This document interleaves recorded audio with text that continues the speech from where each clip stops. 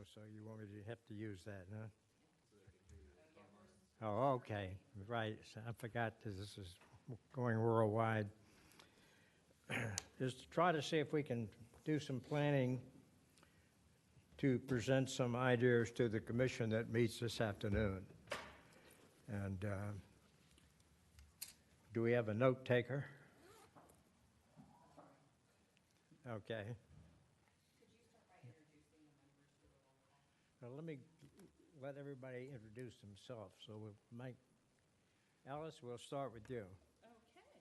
Alice Riley. Sorry. Alice Riley. What else do you want? Like, From Alexandria, member of the commission,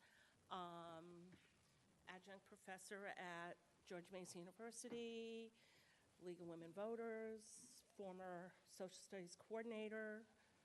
I guess that should do that's it. That's good. Adam?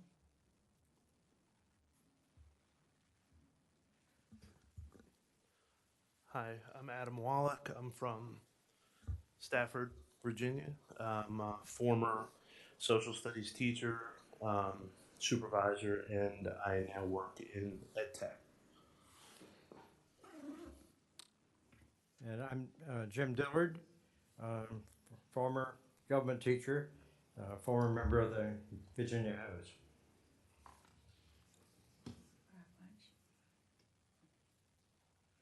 Lucille Miller. I'm from Richmond, Virginia, and I'm with the League of Women Voters and very interested in helping students, high school students, register to vote and also to know how to vote responsibly, where to get the information they need.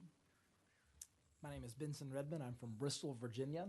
I'm a current history government teacher from Southwest Virginia. What did you say your name was again? Benson Redmond. Good morning, I'm Randy Pearson. I'm with Two Capitals Consulting here in Richmond, also a board member at Virginia Public Access Project, and I reside in Henrico. I'm sorry, could you repeat that again? Sure. For some reason, I didn't hear that. Sure.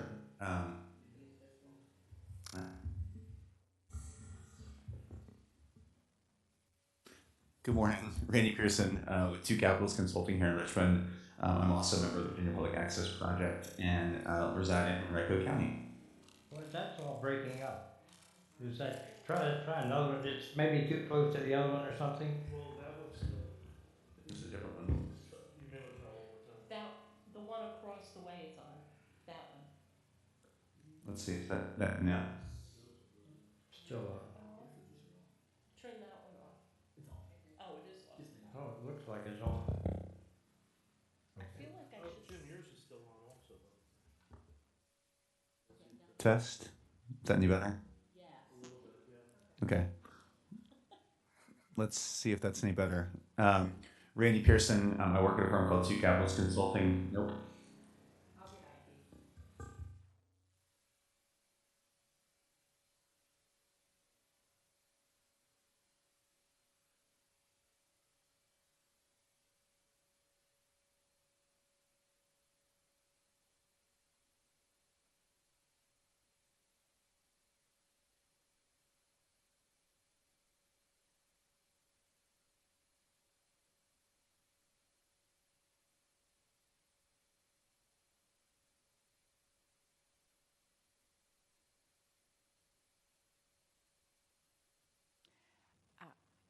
I think that there are a lot of places in Richmond that represent the state that are working on students learning the civics that they need to be responsible voters. And I would suggest that we might want to partner with VPAP, the Museum of History and Culture and History, which one does it go? There's a guy named Sam Flores who is working with the League on that and might be really helpful to us in this endeavor. And it may be I know that the museum is working on an 8th grade module that teachers can use to teach students, but I'd like to see that carried on through high school. So those are just a few ideas in terms of, I think it's important to partner with these other groups so we're not reinventing the wheel, so that we're working together toward the same goal. So I wonder, along that vein, Lucille, if one of the things that the commission can look at is to establish some kind of list, investigate and get a list of not just Richmond, but around the Commonwealth of different organizations that promote civic education, and then how can we partner with them, collaborate with them to help facilitate, support, encourage both the use of their resources as part promoting civic education, as well as maybe the development of new ones that we might recommend as we hear from teachers. Benson, you're a teacher. Where do you find most of your resources from? I utilize a number of different sources. We have teacher in services, and as you start to collaborate with other teachers, that helps. One of my favorites that I've used in the past has been the Virginia War Memorial for a lot of their. I started to say it's us down here. We apologize. So I like to use those now when it comes to VPAP is one of the ones I use most commonly, most frequently for my government class, and giving students the opportunity to engage with what's happening in the Commonwealth and learning in that environment. So to what Lucille's bringing up, I don't necessarily have anything per se that aligns with that, but I would be very interested in what can we find, what can we do to promote that a little bit more. I don't know if that answers your question or not. Yeah, I think I was just wondering, as a classroom teacher, what are there other groups within the Commonwealth that you know of that we don't? That's what I was kind of wondering. Not that I'm aware of. Got it. But it's one of those. It has evolved. I'll be honest. In 4 years, education has evolved so much since the pandemic. That has been almost challenging for me to feel like I'm even getting caught up from where we were just a few years ago. So I imagine there are resources out there that I'm just completely missing right now, coming back. So I was going to say, Alice, I think that's kind of the point, though, is that there are so many organizations, to Lucille's point, that are out there that some teachers know about some of them, but it doesn't seem like most teachers know about most or all of them. Because, you have YLI, out at UVA, We the People stuff, with Jen, Virginia Civic. So there are a lot of really good organizations in the Commonwealth. One of the issues that I think we have, that I brought up at our last full meeting, we don't have a website that's dynamic and that people go to that could be the, for lack of a better term, clearinghouse for all of these really good organizations. I taught in the city of Richmond for over a decade. I didn't know what VPAP was until I was no longer a classroom teacher. VPAP's been around a long time. I know I'm old now, but it wasn't that long ago. It almost sounds like we need some sort of civics navigator, or civics hub for teachers to know where to go. Let's say, I think VPAP kind of does their news clips, like they're kind of a compilation of information and resources, but there needs to be something more than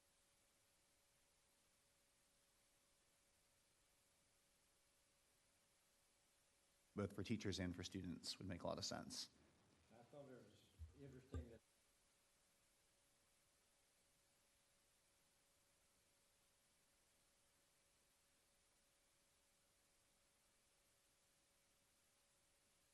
So again, for me, one of the big things that I think we need to sort out as a commission is the website issue. And again, it was my recollection from even before I was on the commission, when I was just sort of, helping out, that at some point I thought that there was money for website development that we didn't necessarily access. I don't know if that money. Did you want to make a comment before? I know you've got another. I'll be there at one. Okay. Yeah, Great. thank you, yeah. So kids voting used to be a thing, but I don't know whatever happened with kids voting. We had it in my community, but yeah. I will say kids voting is still a thing, sort of, because we do have a state law now that says all public high schools have to offer students an opportunity during school time, to register to vote. I know the League of Women Voters around the state has really tried to push it, but not all schools are open and receptive to that. So that was one of my thoughts, so, okay, thank you. Okay. I'm gonna run to my next commission. But again, the website issue for the commission, to me, is really important. If we're able to sort of design a website that teachers can find, we can become a really important hub of information for teachers and students to use trusted material. Mr. Chairman, is the idea to create a website under DOE, or create our own independent thing? A reason I asked that question is, this seems like something that could be done as simple as at least to get the ball rolling, a Section 1 bill to say DOE, or whoever we task to do this, go look at this and develop recommendations to come back to us, so that we don't wait another year. But I know we're a little further along in the process heading into session, but I just think about, where would we want this to sit? Would it sit on its own? Would it sit under an agency? What are folks thinking about that? And I think that's a big question. In the past I believe there was money, but then it became a whole thing about the procurement laws of spending that money, and because it's a legislative commission, there were a lot of pieces that we were trying to figure out that we never got figured out. So I would kind of defer to you guys to say, where could we go with that? As a model, we might look at the Civics Renewal Network, which is a national website of more than 50 different civic organizations around the country that is based out of Annenberg University in Pennsylvania. And all the materials there are free. And there are, it has been built out over time, so there's a lot there. But I think we could almost use that as a model for what we have to focus, but the emphasis for our website should be within the Commonwealth. That's fine. In answer to your question, currently, I believe our website sits with DOE, which to me is a little bit odd because we're a legislative commission. So it would kind of make sense, I think, to pull it under, maybe the Senate, or the Assembly. I don't know. But it doesn't really make sense that we would have to go through DOE to get things done on the website. But I don't know how other commissions work and where their stuff is housed.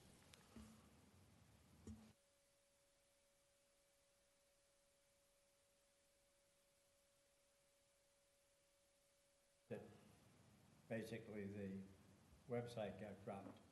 It hadn't been used in a long time. Hadn't been updated in a long time either. But I think that looking at the website is one of the key issues if we want to be effective and be of any help to classroom teachers. There are an awful lot of things we can do with that website that could be beneficial to teachers. And so I think that's got to be high on our agenda for the commission to find a home. At one time, we had talked about outside sources, and we had actually had pledges from a number of different corporations, but then that never really went anywhere. I think that the suggestions, that it could be under legislative services. Yeah, Mr. Chairman, Mr. Dillard, and members of the work group. Yeah, so just to provide a little bit of context on the website issue, the commission did discuss that a lot last interim. Senator Van Valkenburg and I worked really hard to kind of frame the issue in terms of what it would take under the Virginia Public Procurement Act to get it done. That's kind of the big hang up. We'd have to go through the normal procurement processes or get sort of an exemption from the speaker to kind of work one-on-one with a vendor to get the website that you all would envision. So those are kind of the two options: make it competitive, open it up, through the normal procurement process, see who bids or who offers to design a website for you all, or kind of get an exemption and work with a vendor that you think would be good for the project. Did you all talk about money? We did. The commission did discuss the money a little bit. My recollection was the same as yours, in that there was some discussions with some private donors to get some money for it. I also am not sure if that ever materialized. I could check with Senator Van Valkenburg's office. That was a long time ago. So, I mean, in terms of that, maybe the easiest thing right now would be to recommend to the full commission to see if you can, put in a budget amendment and get some money for the commission to have a standalone website. I think it would probably be housed somewhere through the Legislative Services website, but we could probably also set it up with its own web address as well for ease of access. I think that was one of the hang-ups in the past, that DOE still does have a link on its website. It's a little bit hard to find. They're just doing it, on behalf of the commission, and so they try their best to update it, but it's something that they've kind of done based on an informal agreement with the commission, and it's, so the relationship there isn't always seamless, and Ms. Brown has been great in helping out with that, but I tend to agree that's probably best for the commission to take it over and have something that you all could shape the way that you want it to. To have somebody that would be, quote, more or less full-time, part-time type person to keep it current. Anybody talked about what that might cost?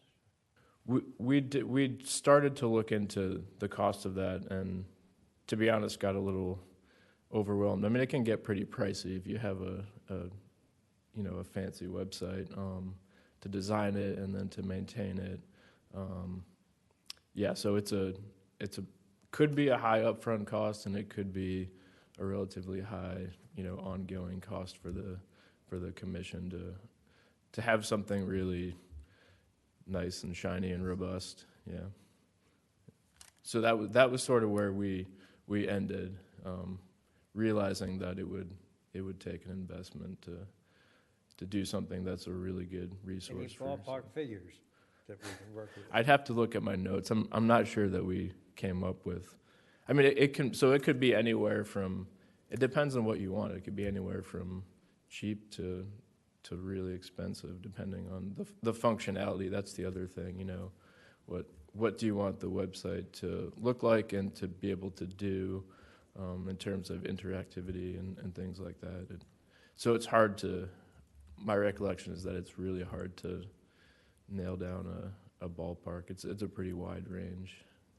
So maybe that would just be something for the commission to consider in terms of a goal to develop a plan, a concrete plan that could be developed for a website with input from teachers and what they would like to see, and then that proposal has some money tied to it that we could then move forward. But start with, okay, let's get the ball rolling to actually come up with a very specific project plan for this.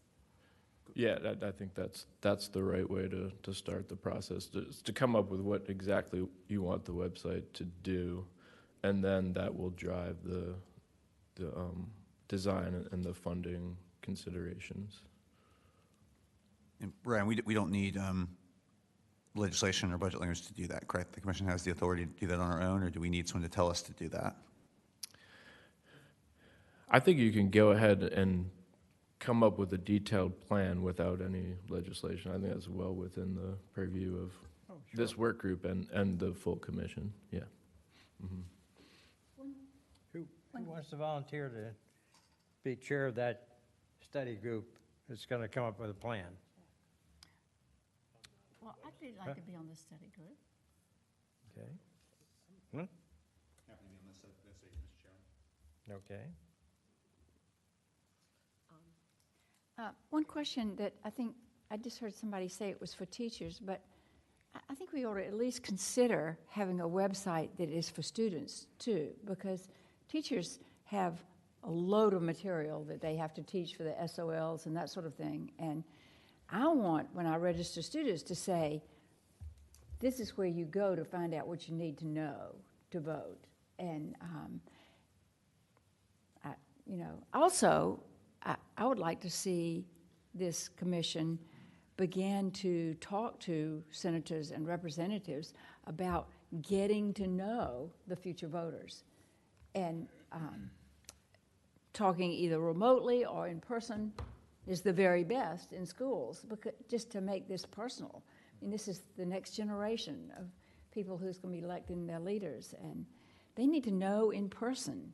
And I've talked to representatives who are willing to do that. It would just be nice if there was a program that, that had, it wasn't the school having to try and get in touch with them and reach out, but. There actually, Lucille, is a program. It's I don't know the formal name of it, Legislators in a School, or Legislators Day in School, or something like that. But like anything, because teachers are so busy, and there is concern about it being considered political, most schools and teachers do not invite them into the classroom. Now, you're a government teacher, so did you even know about this program? I was not aware of that program, which is good to know. But now I will say, last year was the first year in several years that I have not had my local delegate in my classroom. I ran out of time. It was kind of one of those. I do it every year. Delegate O'Quinn comes to my high school, and he puts on a great. I was started to say performance, but it is almost, because the kids are just. He goes through the history. He gives a quick history of the Capitol building. The picture. This is where I vote. This is what you do. This is committee, subcommittee, and then what questions do you have? And the questions. When you're dealing with high school seniors, can be anything. But my goal is I try to get a school board member in. I try to get board of supervisors member in. Try to get Delegate O'Quinn, and so that's always been my goal. And to this is actually the thing that I would like. And I don't know if there's a program here available, but for me. And I was talking with Mr. Pearson here before we started. My senior year of high school, before I told him 2 redistrictings ago, it was, I just started to say, I apologize, Terry, but Delegate, I can't even think of his last name, no, Kilgore, I apologize, brought seniors up for a day visit to the Capitol. And that, for me, I was very fortunate enough to be one of those from one of the high schools he represented. And that, for me, was just this moment of awakening of watching. Now, the Capitol was under renovations at the time, so we didn't get to see as much. But that's a program I would love to see across the regions of, could each region be able to put a student, basically the high schools nominate, and then through a selective process through the region, then you've got a broad spectrum of the Commonwealth where the students come up, and they are taken into the Senate. They're taken into the House of Delegates. they're given an opportunity to meet with the Attorney General, the Lieutenant Governor, the Governor. I think that would be an awesome opportunity for students in the Commonwealth to truly see and experience. And again, it's the whole spectrum. Because if you're bringing them from each of the regions, 7 regions across the state, you're getting the broad spectrum. They get to connect with each other and see what life's like on all corners of the Commonwealth. But then they're getting the opportunity to watch the legislative process. They're meeting those leaders, Governor, Lieutenant Governor. So we didn't get to meet with Governor Kane that day, but we got to meet with Attorney General McDonnell and Lieutenant Governor Bowling. And it was an awesome, and I, senior in high school and 20 years later, I still remember this and how meaningful that was to me. And Delegate Kilgore put this together, and it was just, I just remember, I don't remember his last name, but Gerald was his LA, and Gerald had us all over this place, and it was there at the beginning of the session, so it was cold, but it has impacted me tremendously, and for me, it's actually further interesting. So I was talking just last night, coming up here, I was talking about my experience, and a gentleman I've known all my life did something very similar. He and another friend, and now he is a member of the Board of Supervisors. And his friend is also on a commission, the IDA down in Southwest Virginia. But it was that experience. They got to see it, and they've become civically engaged. Now, where are you? I'm in Bristol, so I'm at the Tennessee border. I love everything you're saying, and we need to figure out how can we share that across the Commonwealth, so teachers, are knowledgeable about it and not afraid to take something like that on. Now, it also, as I was listening to you, one of the things, I just reviewed some scholarship applications for DOE for the United States Senate Youth Program. And that is it's sponsored by somebody, I don't know what foundation it's sponsored by, but it's sponsored by somebody. And each state is allowed to bring 2 students to Washington, D.C. for a week in the summer, and they call it the Washington Experience, where they are meeting officials, they're visiting, touring the Capitol, they're sitting in on hearings, they're, observing and meeting, and basically finding out how government works. And what you just said to me is, while Delegate Kilgore did it for students in his region, again, I'm going to look at, is there a way to model that at the state level, where we have X number of students from each region then come to Richmond to find out about state government and state agencies and that kind of thing? Wouldn't that be cool? And I'll be honest, that was the one thing that it's like, what can I still almost feel a little out of my league being here. But for me, it's like, okay, so what could I bring to the table? And for me, that would be the thing, that if we could find a way, if it's 2 students, a male and female student from each region that put in through a lottery process, or the schools have nominated, and then someone within the region, then you've got, however many students, and they come up for the day, and they hit the ground running and get to see and meet.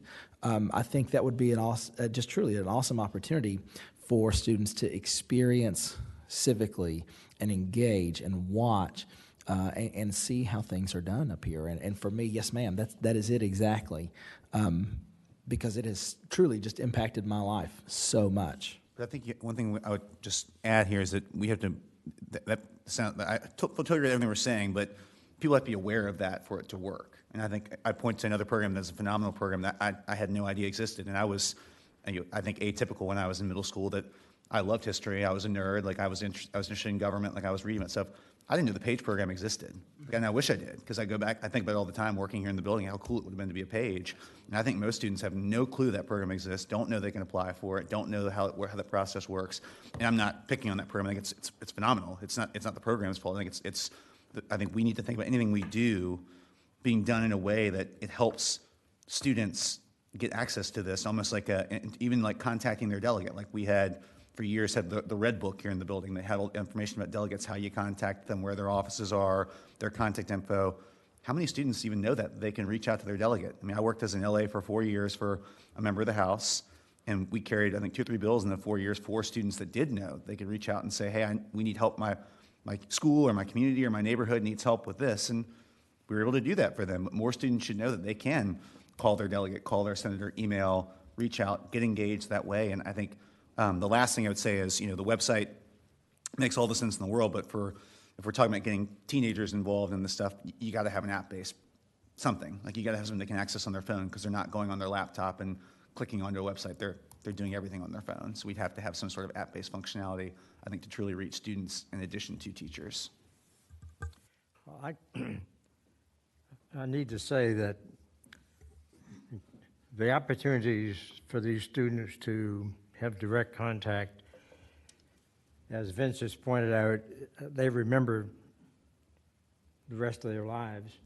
In my senior year at William & Mary, we took a legislative process course, and our professor, there were like 7 of us in the class, and our professor brought us to Richmond many, many times to meet all of the various people and to follow legislators around. And when I served in the Assembly, on Tuesday, Wednesday, and Thursday, I had 5 students come follow me around, and if I was in a boring committee meeting, they were in a boring committee meeting, and I would collar lobbyists, buttonhole them as they went by, and they would talk about what they were doing and the process they were doing to get particular pieces of legislation through, et cetera, et cetera. And these students had to keep an accurate log of what they did during the day, and they then, at least in theory, the next day reported back to their government class. These are all government students. Reported back to government classes their experience in Richmond. And so this kind of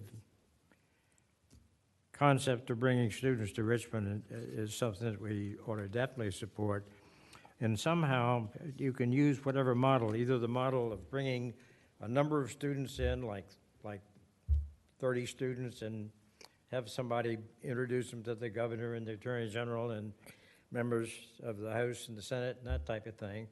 Or you can do the kind of thing that I did, which is simply have the students follow a delegate or a senator around. Mr. Chairman. But either one of these, yes. Sorry.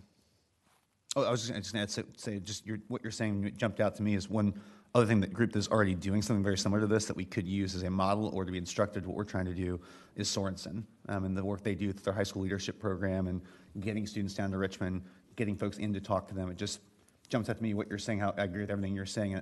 As we talk about not reinventing the wheel, that's another model or another partner organization we could talk to. Sorry, I didn't mean to interrupt you, Mr. Chairman. Well, yes, the model is fine, but the big thing is to get onto Richmond and see if we can get the senators and the delegates on board with this kind of concept. And there are many of them that are doing it, and they've done it in the past, and some of them that have done it in the past are no longer there. So One example. you started that, you instigated that, right? Yes. And so what we Long need to time ago. do is to get senators and representatives Yeah. to be the force behind making that happen, Right. rather than putting that as another thing on teachers to find it and how to do it and, you know. Few things that I want to point out. First, there are a number of school districts that are not going to put forth money to send students here. We're not necessarily in a situation where we have school divisions that are overflowing with money that go toward field trips. Well, And even less so for social studies related stuff. So that's one point that I want to bring out. When I worked for Stafford County Public Schools, there was a program that we had called Student Government Day, where we did essentially what everyone here has been talking about on the local level, where seniors from the 5 high schools, I think it was 20 per high school, would come down. They would, serve in different roles in the county government. They would job shadow, things of that nature. There was a program that I developed called the YES program. I don't know if it's still there or not, called Youth Engaged in Stafford. And what I did was I was able to get different boards and commissions on the local level to agree to allow a student to serve as a at-large non-voting member. So students could actually serve on commissions in the county. There's an application process and all that, obviously, but the last 2 years that I was there, I ran that, and I think we placed probably about 10 students, 5 each year, something like that. So this can also be done on the local level as well. So again, a lot of this really boils down to, having a clearinghouse where we can get ideas out to teachers, and also where we can have, like, for lack of a better term, like a skeleton of how a program can be put together, on the local level. And I agree that if we can facilitate something on, the state level where they come down here and, meet people for those school districts that are able to do it, or, God forbid, the state legislature appropriates money for a program to get students involved in government, that would be phenomenal. I think that's, Let me just give you the good news and bad news on the project that I did. First of all, it didn't cost the counties any money because the parent drove the 5 students down. And they had to really separate the wheat from the chaff because they had to be here at 8:30.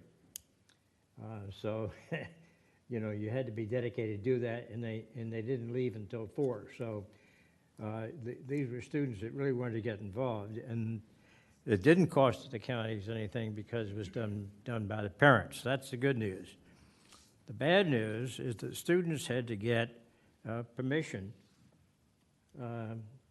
What do you call it, to get a day? There's Excused absence. Yes, excused absence. And all the teachers had to sign it.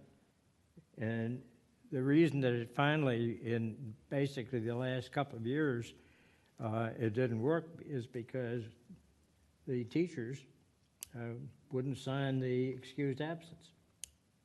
That was the bad news. I think there's legislation passed to allow students, I think Delegate Rasul carried a bill that was signed that allows students to take at least 1 excused absence per year for civic participation. Is that correct? I mean, a teacher council can advise. It's actually in law? Yes. I know in Fairfax County they did it, but I didn't realize it was approved at the state level. It's state law. Yeah. So students are allowed, they don't have to get sign off. It's just they're allowed an excused absence per year. I don't know if it's 1 or 2, but maybe our teacher here can probably tell us that. When it comes to the Civic, I honestly I did not even know about that one. That's why I'm kind of blown away by that. The one thing that I will say, and I will say at least my position here kind of gives me a unique advantage, and one of the problems though, for me even to make this meeting this morning, I had to stop halfway. I had to stay overnight in Salem so I could be here this morning. The location of Richmond puts Southwest Virginia at a slight disadvantage. So for us, that would be, we'd need to find some kind of partnership or something, sponsorship. To that point, one of the things that, in my mind I kind of envision with this is the students that are selected, if you did it by region, then the delegate of that student's high school could help usher them through the day, or their LA could help usher them through the day. And I think in that way, you're kind of putting a face, now for us, my students know who Israel O'Quinn is. He's at football games, he's at baseball games, he's been to football practice, he's at volleyball games. They see him at the parades. They know who Israel is. And in that case, I consider Bristol very fortunate because of that. And they recognize him. And many of my students follow him on his social media accounts. So they see what's going on. And that helps. But for me, it's like if you did this kind of lottery base, put in an application, it would be wonderful if there was some kind of way that you could help. If the state can find a way to help find a program like this, where this annual, but where the LA would help of that student's high school, whomever that would be the one to help kind of get them through the day. Similarly to my experience, but again, it's going to require a little more planning on our end in Southwest Virginia. The coordination of getting here, but I think it's a wonderful idea, and I love your model of getting here, 8:30 in the morning. But I can tell you, for me it was I got here at 8:30, but I had a 2-hour head start. Well, I think you'd have to have any sort of cost model would have to take into account that the cost for a student coming from Bristol is obviously much higher than a student coming from Chesterfield County. And I think to get any political will behind it, you'd have to, even if you did this as like a pilot program at first, you'd have to say, I think you'd have to almost prioritize getting access to students in Hampton Roads, the Northern Neck, Southwest, and far Northern Virginia, because it's no knock on Richmond area students. I was one of them. I'm from Chesterfield County, but my parents can drive me 15 minutes down the road. A parent in Bristol County, city of Bristol or Abingdon, can't easily drive their kid to the Capitol and drop them off for the day. It's a much more costly endeavor, and so having some funding around that to support students, I think would be critical.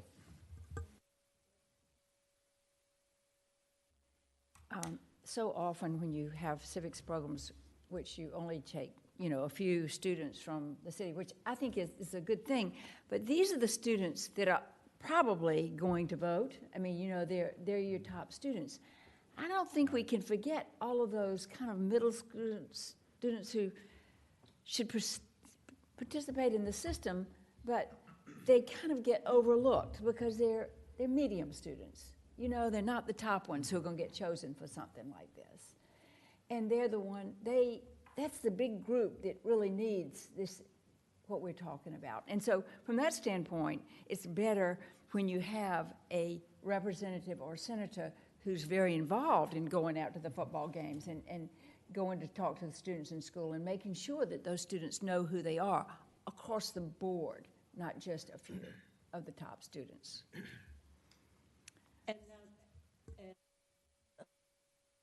Just hold on, sorry. And that might be why it might almost be more helpful to try to do something on the local level, so that to help teachers, to help both teachers and local governments sort of facilitate this. When I was working in Fairfax, one of the things they had was a program, and I can't even think of the name of it now, where every high school sent 2 kids, and they met once a month in different local government agencies. And it was done through the Board of Supervisors office.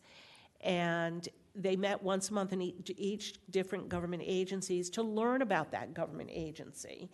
And then in the summer, those kids were paired up with government offices and did a 3-week internship in that government agency office, came back. They did this as juniors. So their senior year, they then came back in the fall for one last reunion where they shared what they learned about that government agency and why it was important.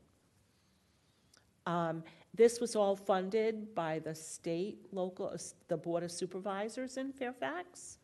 But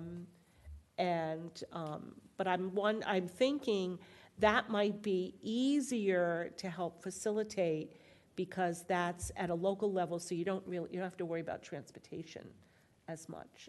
It's easier that way. It seems like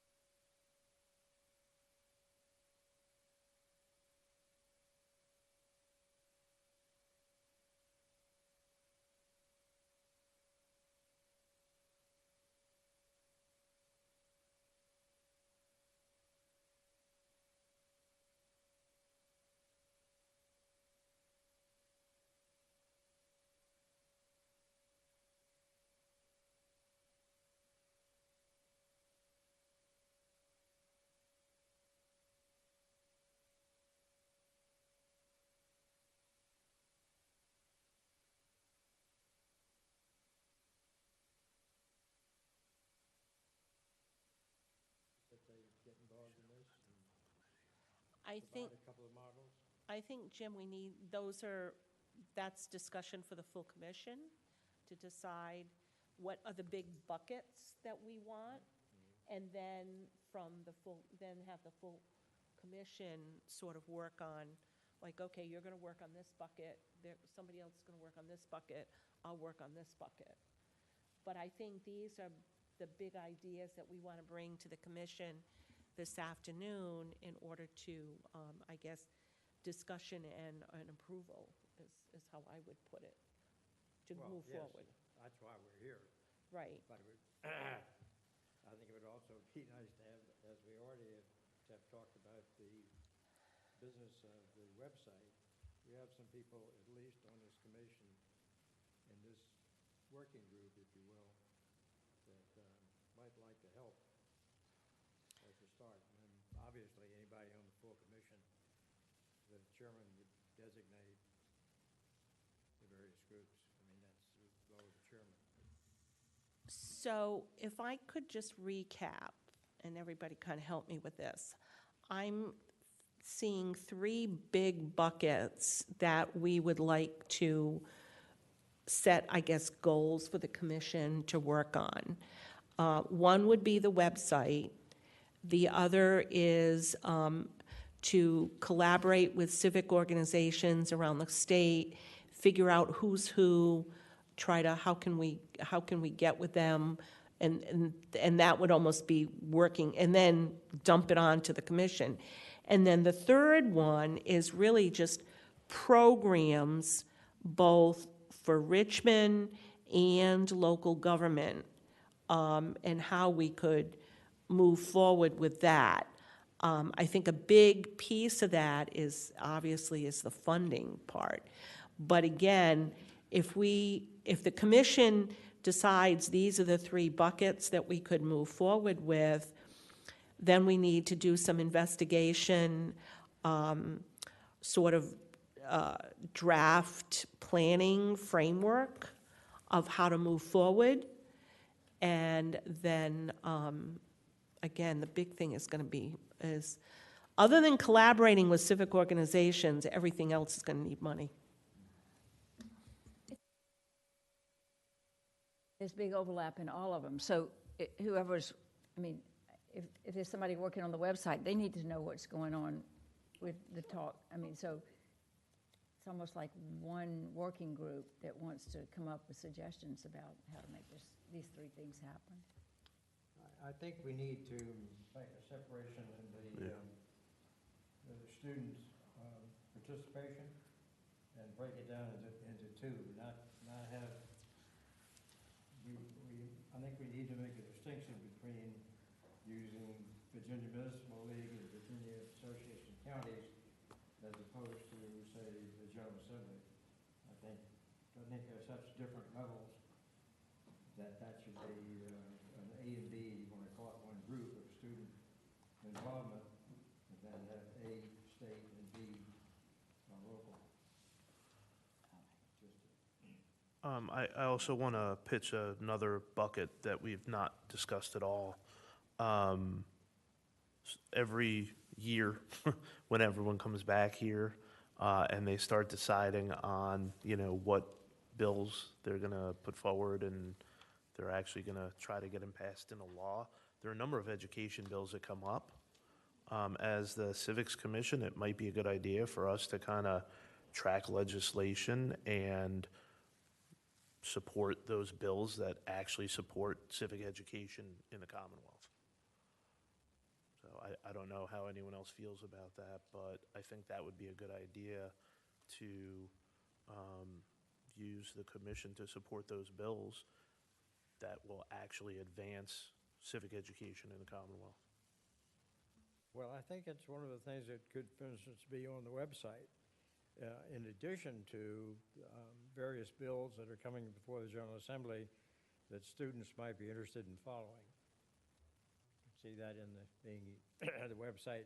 Legislative Services, at one time, and I don't think they still do it, did a breakdown on legislation that would be of interest to students.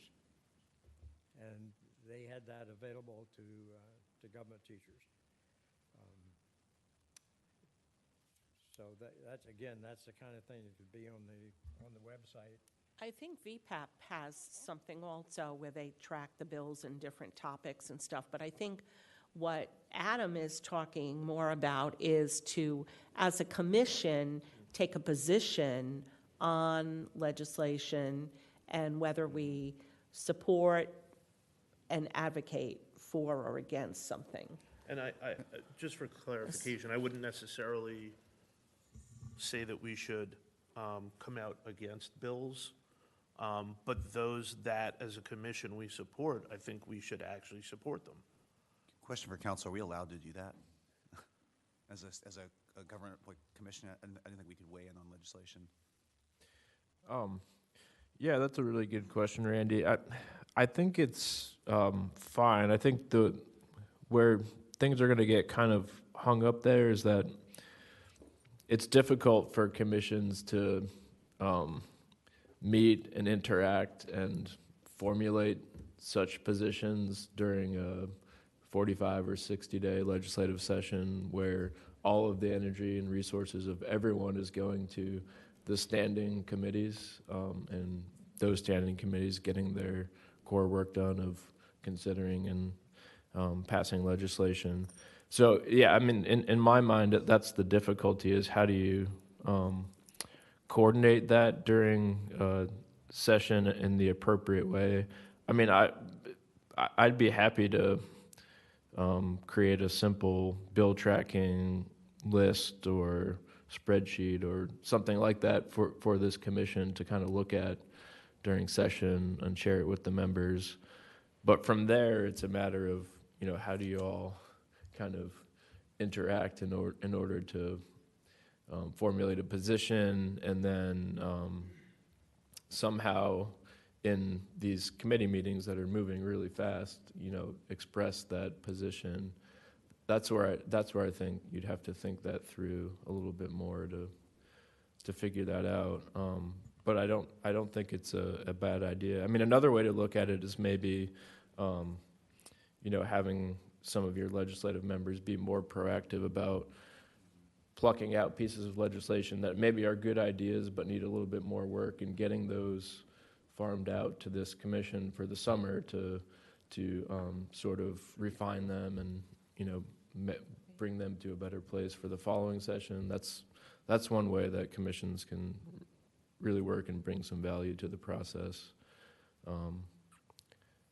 But those are kind of my initial thoughts on. I'm not trying to throw cold water on. I think to your point, Ryan, you get in committee, and agencies and other commissions or not commissions, but other agencies and other entities typically have someone in the room as their staffer who a member may say, is someone here from the Department of Health that can answer this question?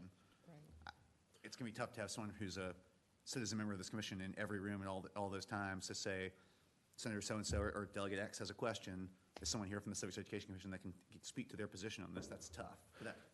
Right. I agree with you 100%. I was more thinking, and correct me if I'm wrong, I thought that there's a list of bills that come out prior to the legislative session that we could then just simply, say, hey, Civics Commission is, really interested in this bill because of X, Y, and Z, and have the members of the commission who are elected officials, advocate for those bills.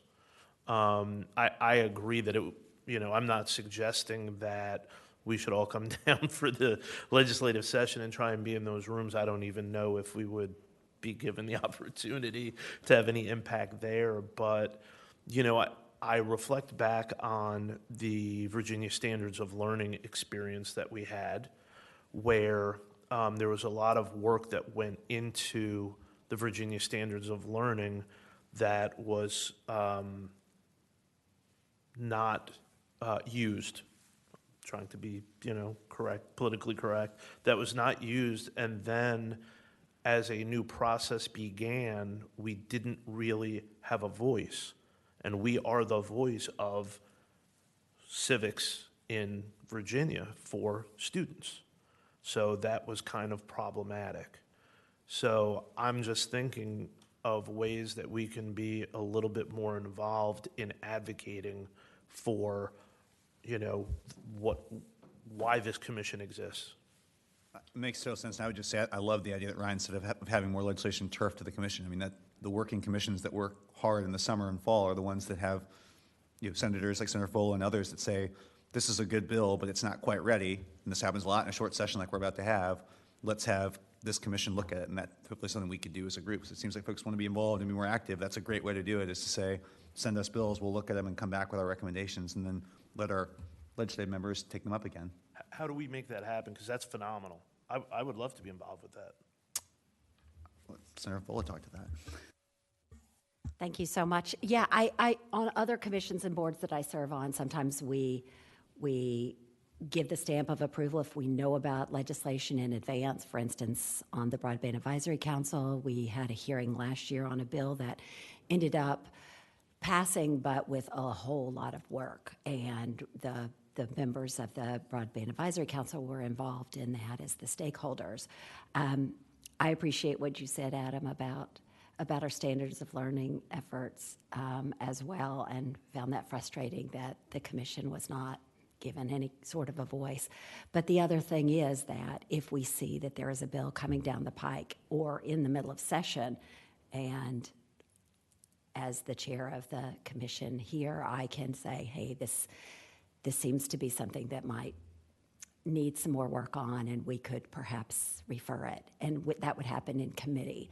So in the Education and Health Committee, that would take place. I am a member of that committee and could have that conversation. The chair of the subcommittee on K through 12 is our former chair of this committee, now Senator Von Falkenberg. So I think he would also think that might be a thoughtful way of handling something if we see a problem, but with some potential. Well, one of the things commissions have always done is not only make recommendations, but to also support legislation that they wrote. The commission basically, with legislative services, would propose legislation and also support various pieces. So we can certainly do that. I do appreciate that Ryan mentioned that during the session, right, it's very difficult to be on top of stuff. So anything that we wanted to get behind, we should do that work now so that we're not, it's very difficult for the staff and for us as legislators to create new things while we're in the middle of session. So I appreciate your comments on that. So I have a procedural question. One is, are those bills that are going to be proposed, are they available to see now in terms of what, because they haven't been, so we have no idea what's, so that's why it's kind of hard for us to do that. And then my other question has to do with what, I guess, I know this is a very formal meeting and it had to be publicized and all that stuff. And it is difficult for all of us to get places. Is it possible to do Zoom meetings for the commission? How does that work? Can we, because it might be easier to do that instead at times. Yeah, with your new virtual policy at the direction of the chairperson of this commission, Senator Boysko, we do have the option to do all virtual meetings. If you're talking about, again, something close to or during session, I think that's where the difficulty arises. And I'm not going to say it's impossible to coordinate that, but it's very, very difficult with the legislators' You suggesting you're schedules. Yeah. busy? It's 7 o'clock in the morning. Yeah, right. That's Right, because Ryan, you and Senator Boysko have nothing going on in January and February. right. Yeah. Nothing at all. But yeah, in terms of the bills, I'm more than happy. I'm drafting all these bills, and as soon as they get introduced, and there's one that I think would be of interest to this commission, I'm happy to make a simple list and send it to you all in advance of session, and then you can do whatever you want with that in terms of, I'm just trying to think through if there's a way to kind of do a straw poll of support, although that would be,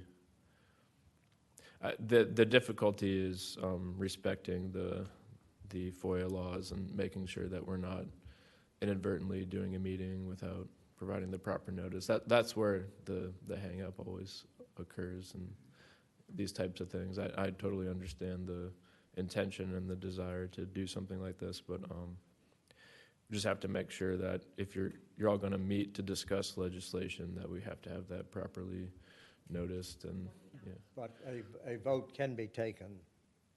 With proper, Online. yeah, with proper notice of the meeting, certainly you could vote to support legislation. Yeah.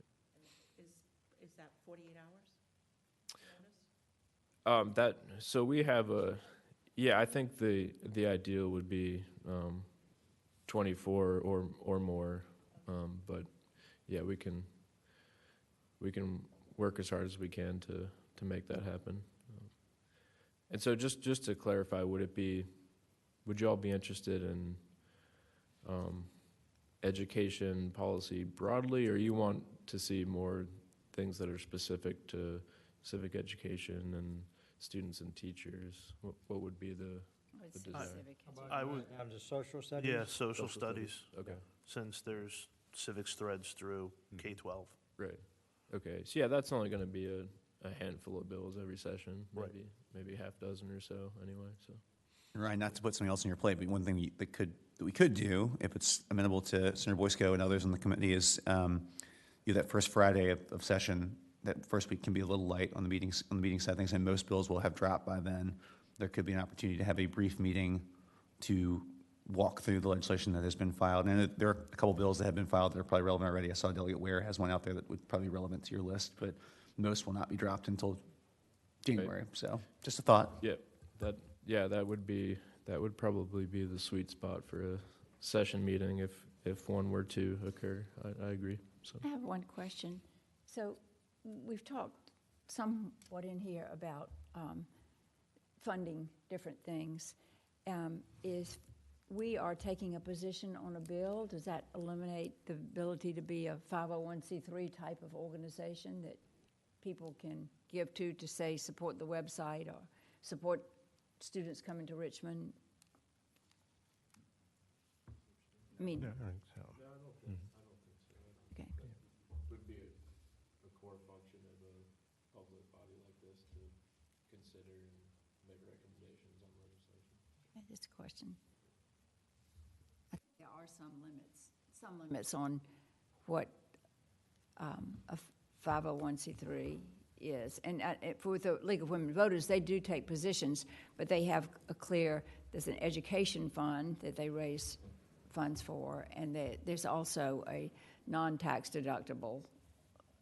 But we're a legislative commission that was commissioned in law, so I don't think that has any impact on us. I don't believe that we're considered a 501c3. We are a legislative body advising the General Assembly and the governor. So there was talk about different groups that were willing to help fund, say, a website.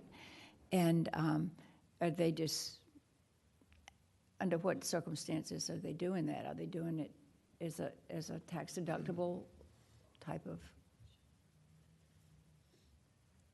Yeah, that I'm not sure how that. I just think it's worth considering.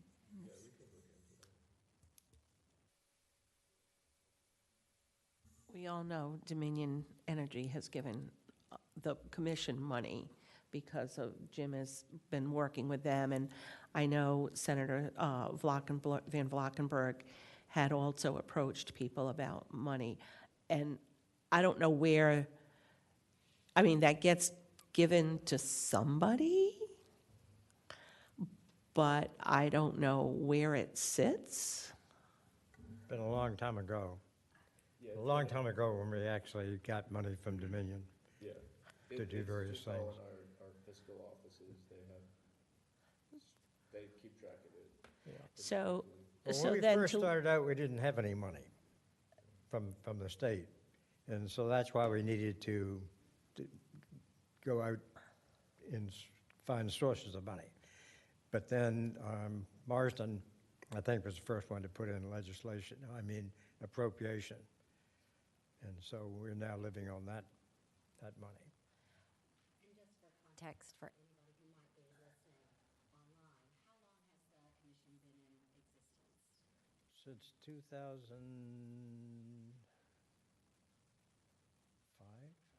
something like that.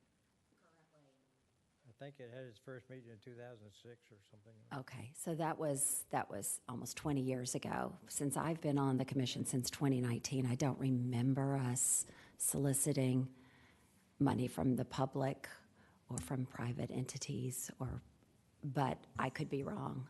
At one point, under Senator Van Valkenburg, we had talked about a strategic plan, and I think there were 8 buckets that we were all responsible for, and one of the buckets was to solicit donations.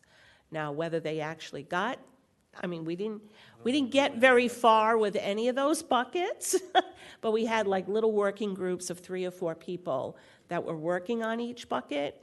And then we didn't get very far with it, so but one of them was to see where we could get money, but I don't know. It never happened. Is it unusual? None of them have. Is it unusual for commissions to accept, I guess it would be considered private funding? Is that an unusual thing?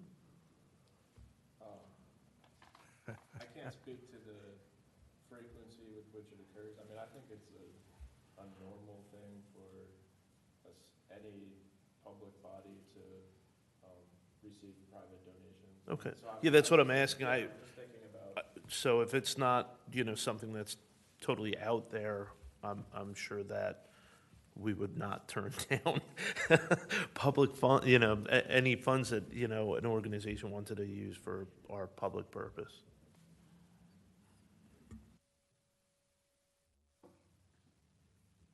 We talked about things that are going to take some funds to do. If we really develop the website that we want to develop, it's going to need funding. And I don't know, do you have a figure on what we get from the appropriations? Well, we get 15,000 or something like that, 15, 16,000 A year or in just a year, Yeah, and that's meant to cover the cost of. and that's the conference.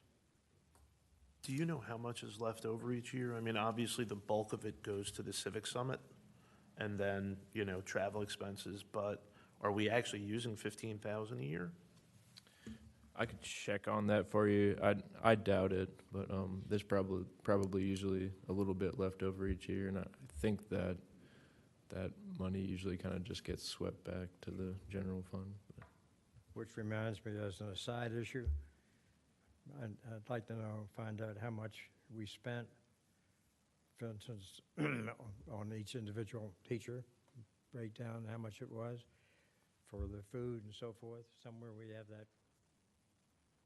Because we're thinking about perhaps writing a letter to some of the people. 26 people signed up for the meeting and didn't show. And that's pretty bad. And that costs the state a lot of money, plus it keeps various people from not coming that might, although we've never really had a maximum number they could show, but usually it's right around 100. And this time, unfortunately. But it would be nice to know at least what it costs the state for the people that didn't show up. Yeah.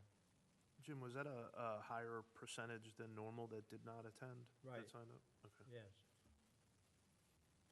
Just a thought, Mr. Chairman, too, as we're talking about these funds and additional funds we'd like to get, and everything we've talked today is going to require money, and it sounds like there may be some leftover funding too. I know it's probably not a lot, given that we're only talking about $15,000 or $16,000, but I don't know where that fund currently sits or how it's structured in the budget. But maybe there needs to be a new non-reverting civics education fund within the budget where the money that is not used can be kept, and also private funds could be put if entities wanted to give into that fund. The General Assembly has set up funds like that before that allow both public and private dollars to flow into a non-reverting fund, and so it kind of is its own standalone thing where the funds could live, new funds could be brought in from the GA and from the public or private donations. So just another thought, that's also something our legislators would have to do.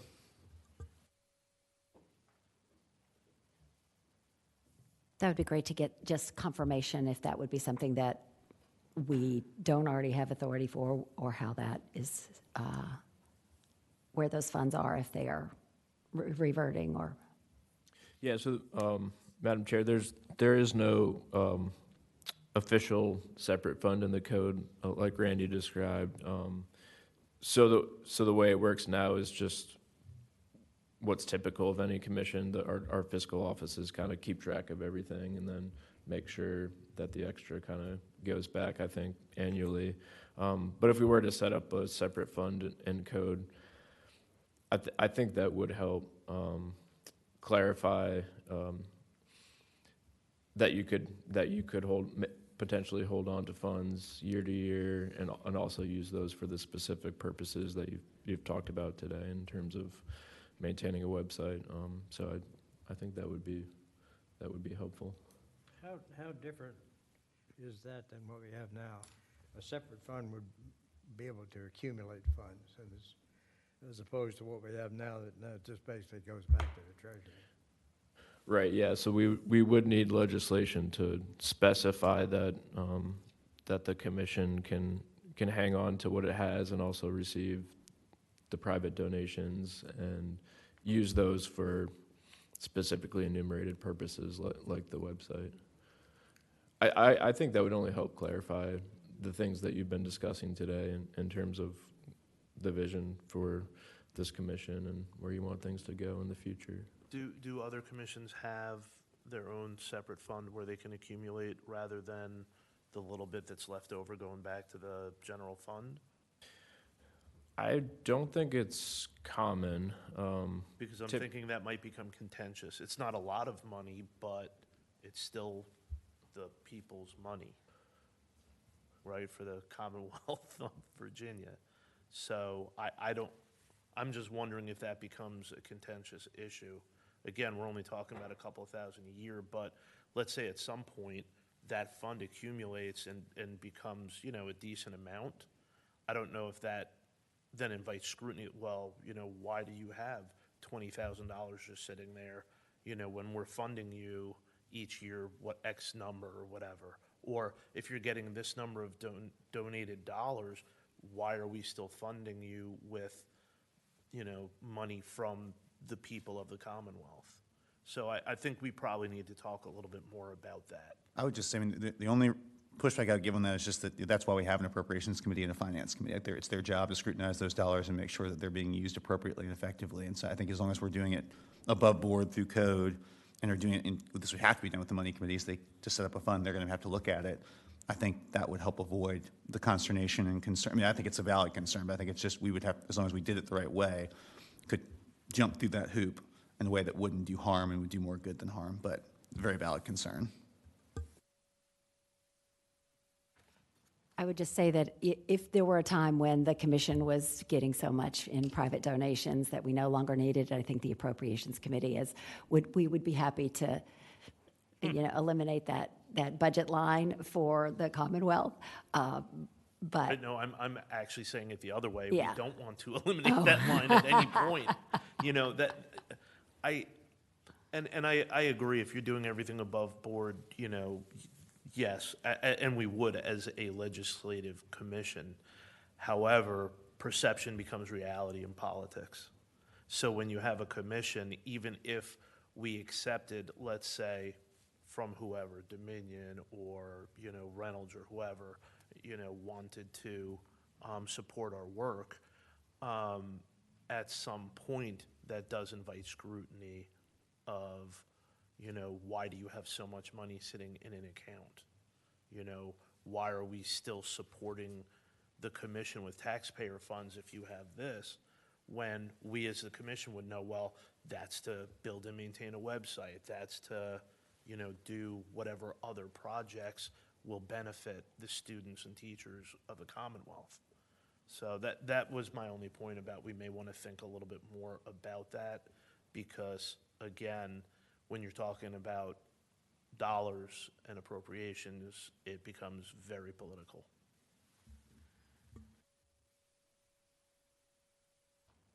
I think it's a good conversation. I wonder if we should focus on what the mission of the commission is. I don't know that it was intended to, and Jim was the sponsor of it, but if it was intended to be a funding source for our school process, I don't know. No, there's nothing in there that deals with any attempt to, as far as our mission statement, Yeah, I mean, Ryan has it. student involvement, state and local government.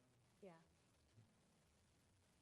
Yeah, I'm pulling up the commission's enabling legislation now, and I do have to correct myself. There actually is currently a separate fund. I didn't realize that, so I apologize, but it is there. So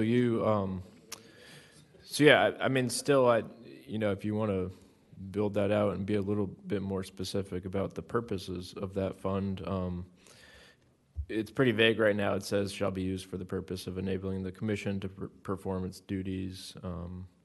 You could be more specific there, but otherwise, it is there, and it is our typical non-reverting fund. So, Is there any funding in it?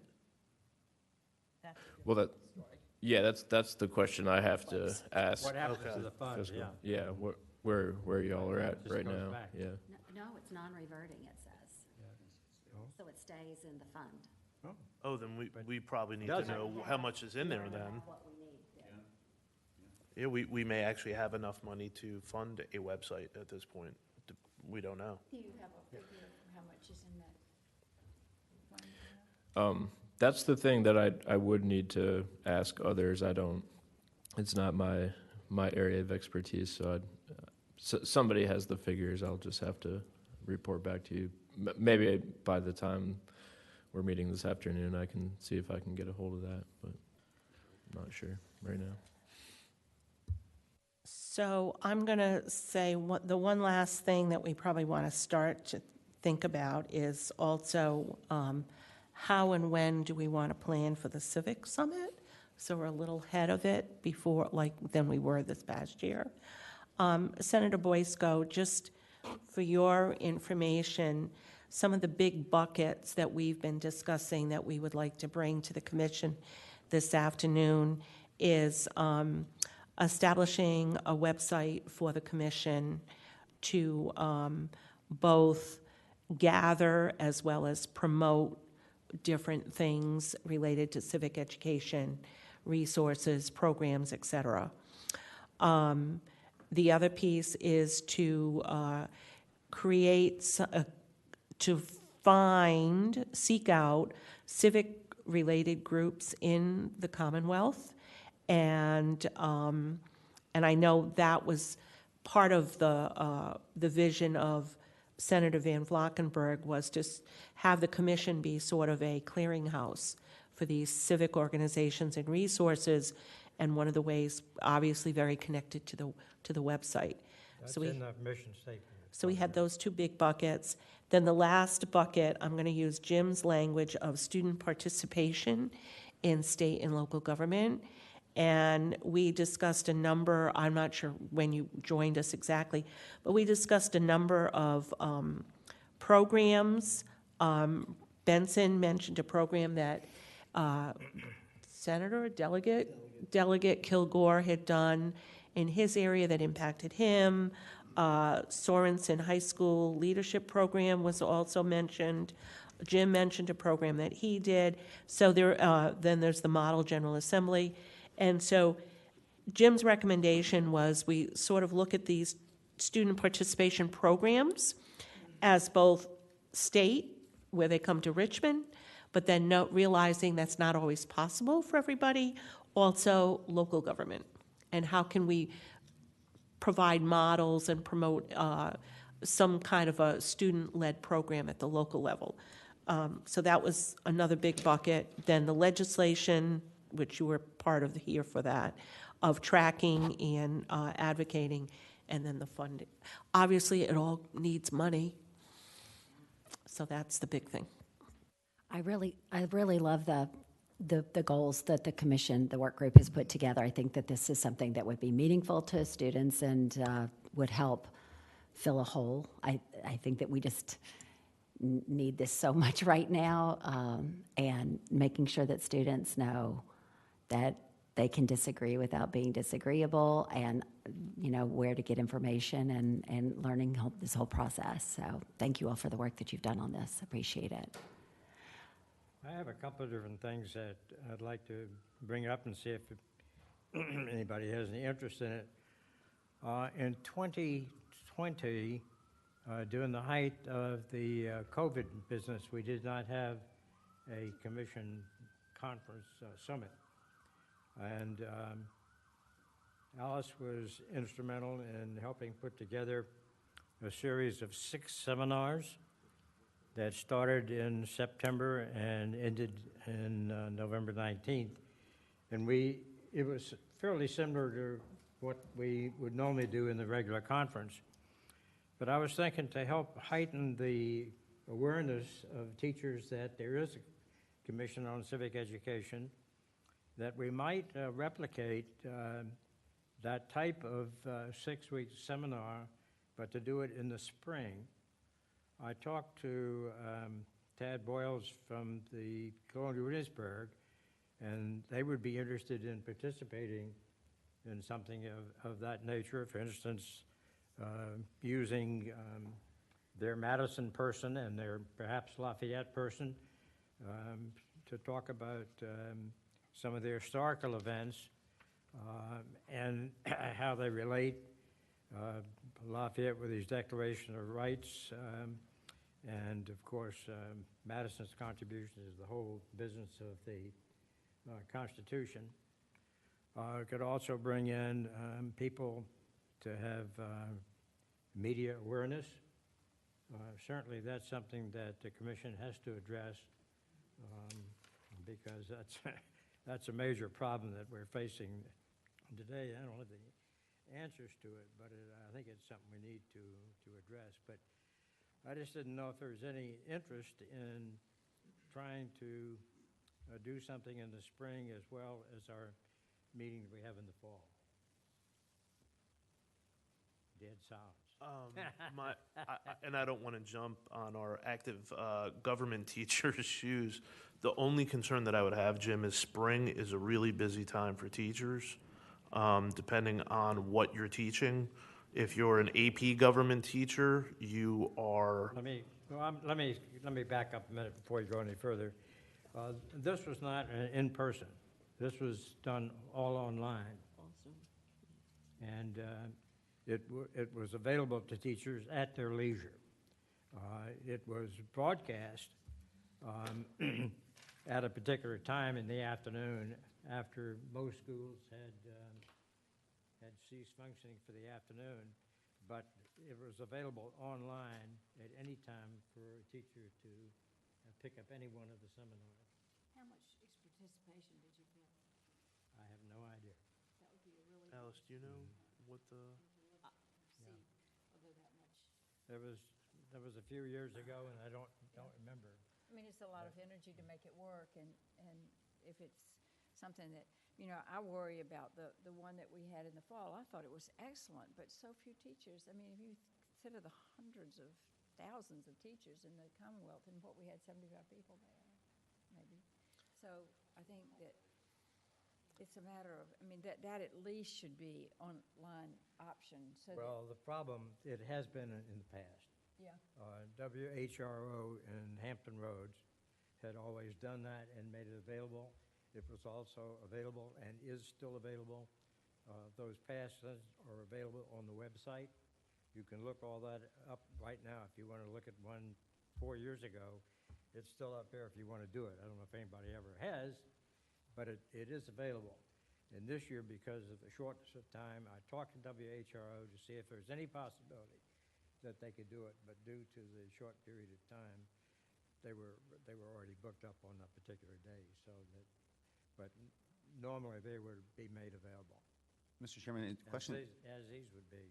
just a question. Is anything we're talking about in terms of the civics, the summit, and then just other opportunities for education for teachers, do these qualify as professional development credits for teachers that they're required? Can they utilize these programs? Just from my knowledge, yes? Yes, if they're at least an hour long. Okay. Just anything we can do to expand opportunities for teachers to use this as, not as a requirement, but as an option would be a good thing. So just a comment. And as far as attendance at the webinars, the first ones were more widely attended than the later ones. They sort of petered out as we continued with them. And so I think if you're going to do anything in the spring, it's got to be, I'm going to say January, February, early March, before maybe mid-March, because then it's particularly with high school students, high school teachers, it's a real push for AP, IB, and all that stuff. So if you, maybe not 6 weeks, maybe 4, and every other week, that kind of thing. This might also be something that DOE would welcome, because I know DOE is reaching out to external groups, such as Colonial Williamsburg and the museums and stuff, to provide PD in some form or fashion that support the new SOLs.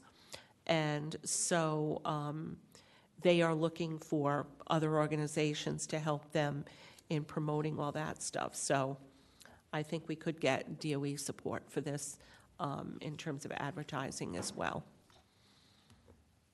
And DOE did help facilitate with the registration and the technology piece.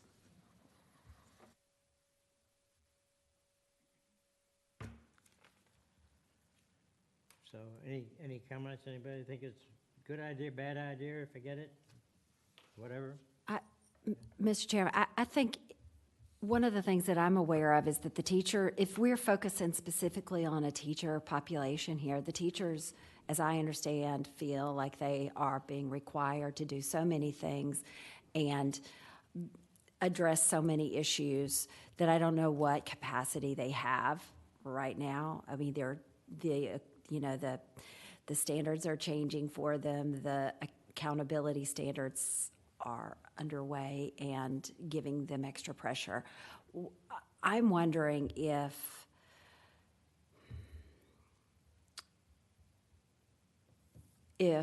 perhaps a focus for other populations, maybe the general public, dealing with maybe not K through 12 education, but colleges our community colleges, teachers in training, perhaps adults who are wishing for more educational opportunities would also be something that we might reach out to.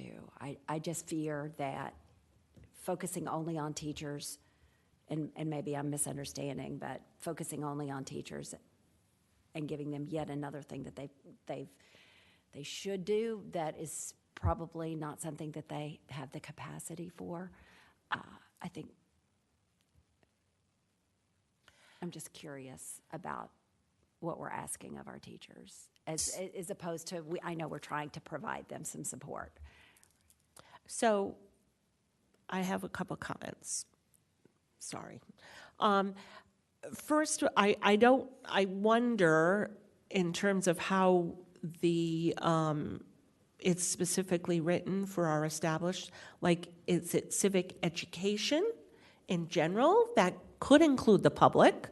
And I just think about, so it doesn't necessarily always need to be K-12. I think about, and Lucille, you can help me with this, the League of Women Voters in Fairfax is doing a seminar on the Electoral College. Do you ever wonder about it? What do you want to know about it? Kind of thing. And they've connected with, I think, one of the university professors. Is that a state thing, or is that just Fairfax on that Electoral College? So I'm thinking something like that you could do in terms of very general civic education. Like just take a component and say, hey, and I think the challenge is how do you advertise it, and how do you reach out to the public to get it in the face and to get the word about it out there. Obviously, there are a lot of organizations like the Rotary, Kiwanis, that you can try to promote some of that stuff through as well. And I think that is a lot of what VPAP is trying to do, because I serve on their advisory board. And so they're looking at, yes, the education, the K-12 piece, but also the general public piece as well. So certainly that could, if we had, some topics that we could promote. A few years ago, I served on a Council of State Governments 2-year task force dealing with civics and civics education, and we came up with some principles that we thought were important. And there were, encouraging people to communicate thoughtfully without attacking one another, making sure that you are, talking about voting rights and getting behind making it as accessible as possible. Another one was working with the elected officials and the candidates to try to get them to sign a pledge that said that they will be honest and not, an ethics standard that candidates could sign on to. What I'm looking here in the code is that it is to educate students on the importance of citizen involvement in the constitutional republic, but also promoting the study of state and local governments among the Commonwealth citizenry. I can't even say. And then enhance communication and collaboration among organizations. So we do have a charge to reach out to the broader population. Another issue that I've thought about a lot is we have a lot of returning citizens from our prisons, from our Department of Corrections, and is there a place to provide some support to help those folks get back? So they're in other states, they're doing things like debates and working with our colleges and universities, so that they're learning how to communicate better and write better and just, become more civically engaged.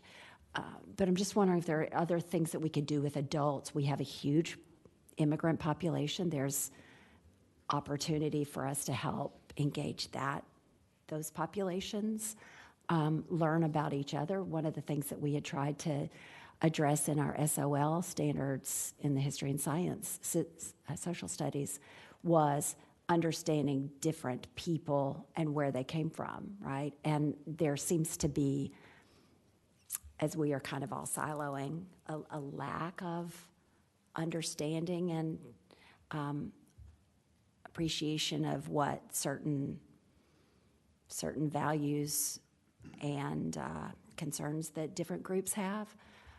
And maybe I'm going out far from where we want to go, but I think we have an ability to look at this beyond just what is history from colonial times to looking at who we are now and what our responsibilities are to one another as a Commonwealth, and engaging in some of those conversations.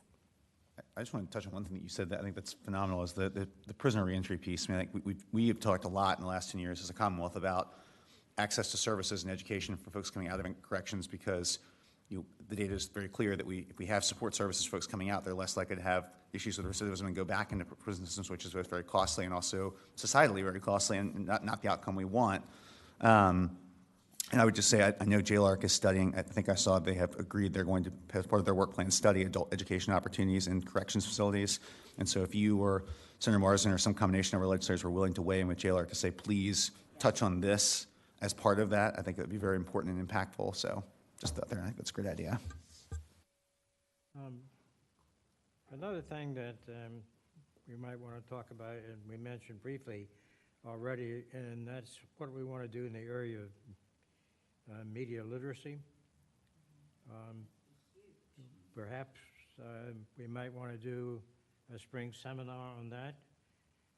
Bring in like Washington Post, New York Times people, CNN, Fox, X, and other social media to set up a seminar for that would be, again, supported by WHOR in Hampton, so that would be available to all the teachers at their leisure.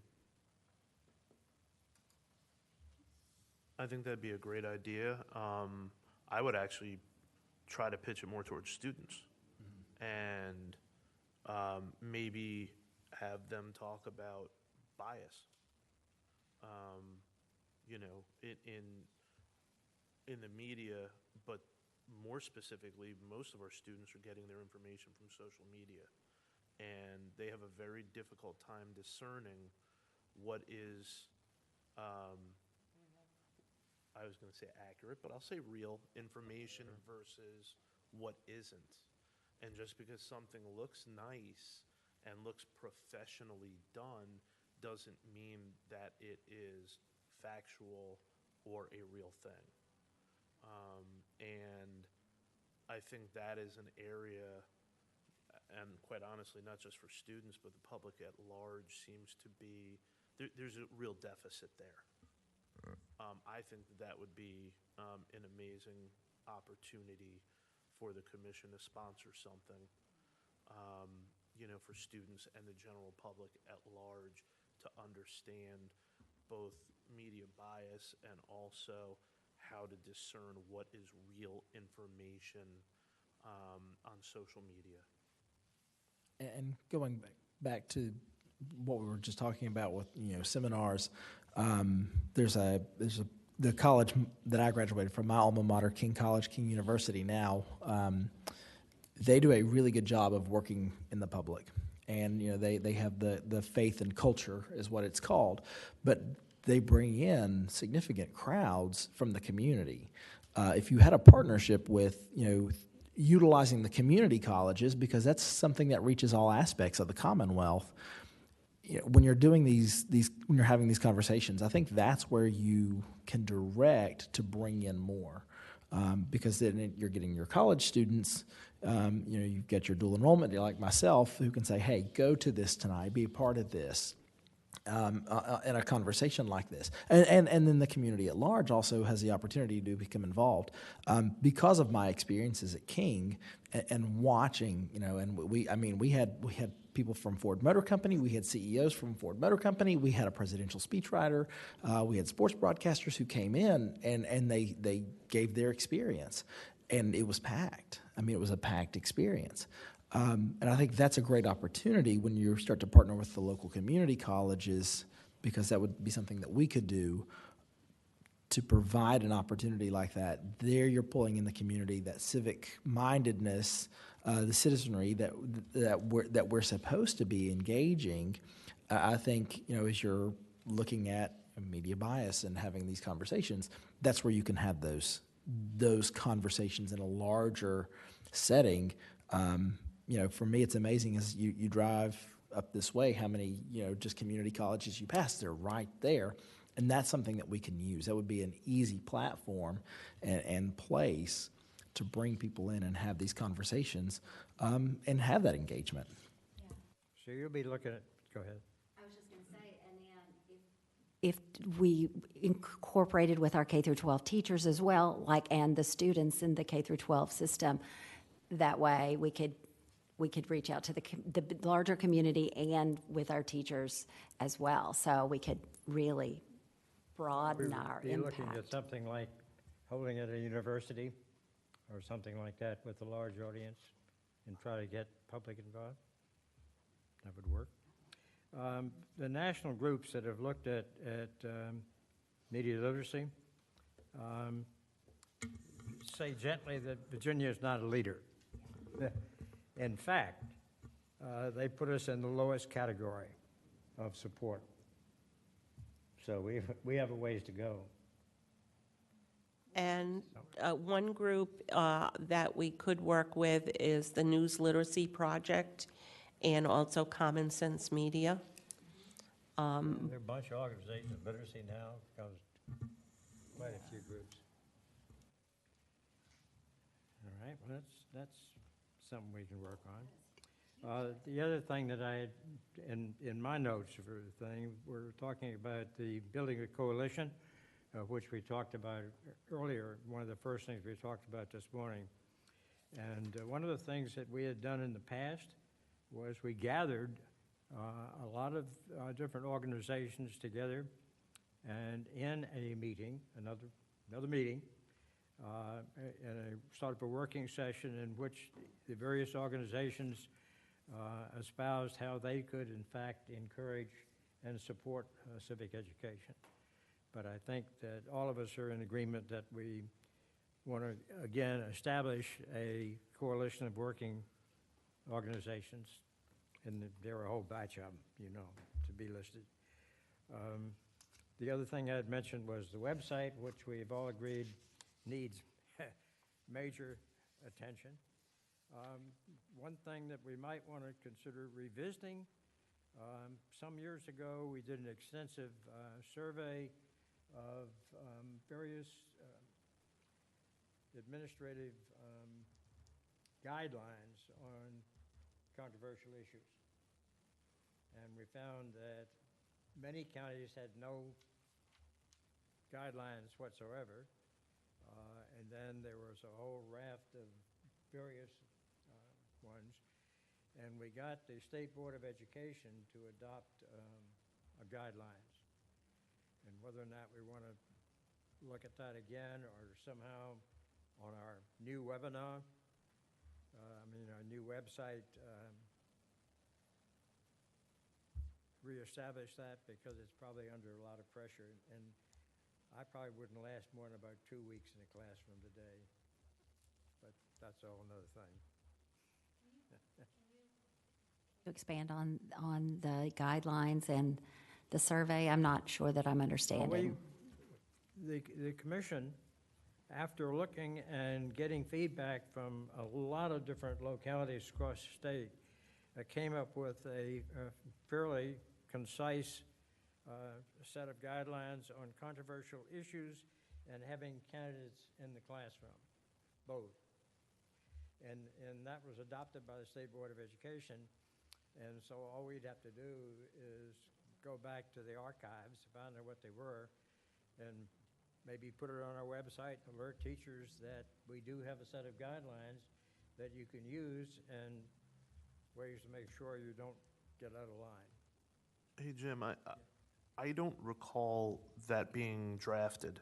I thought We talked about I it. thought we talked about it. I thought that, We advocated for it. yeah, but I don't remember. It actually happened. Yeah, I don't remember it actually happening where that went out to like the Superintendent Association or I may be entirely whatever. dreaming. I mean, no, But, we did No. talk about it. Oh, We no, said no, there no, was no, a no. I need know we for talked it. about it. I know we did the survey. Yes. What I'm talking about yes. is I may be dreaming that the State Board of Education adopted it, but I believe they did. Did they adopt it or adopt it as a draft standard? Oh, what? Just No, a draft a standard, separate- like if a you're separate interested in item. this? Oh, okay. And so I'll look that up. Yeah, I don't, you may be right, I don't remember it getting that far. But you know, over the years, I've definitely supported your position I have all on kind it. of copies of stuff that we had come up with, Yeah, and I thought we had adopted it. Maybe we never voted on it, but whatever. it, Anyway, I fully support it. If it didn't go through, if we're gonna push for that again, I think that, civics and social studies teachers in general are in a pretty precarious position in the classroom. There, you know, there's a lot of discussion of, you know, indoctrination and all of that stuff that I think has caused a lot of teachers to really change how they teach and not really engage students on major issues because they're concerned about losing their jobs. So, Madam Chairman, oh, excuse me, no, I'm good. I'll look into the state board to see whether it did or it didn't. And the last thing is, that I have, is something near and dear to my heart that really, really, really, really upsets me. When I was a resource teacher, I would go into classrooms and ask the students to open their textbooks. And they were roughly 33 chapters. And in chapter 31 and 32 were state and local government. And 99 and 44, 100% of the teachers never got there. And yet, under Virginia code, we're supposed to teach Virginia, and U.S. government. And so I'd like to turn that around, have the commission recommend that it be turned around, and somehow, I'm not quite sure how to do this, but I would like to see state and local government taught in September, and for any number of reasons. One of the things that I think government teachers ought to do is at the very beginning of the year, ask their students about concerns that they have, and whether or not those concerns can be corrected on the state and local government.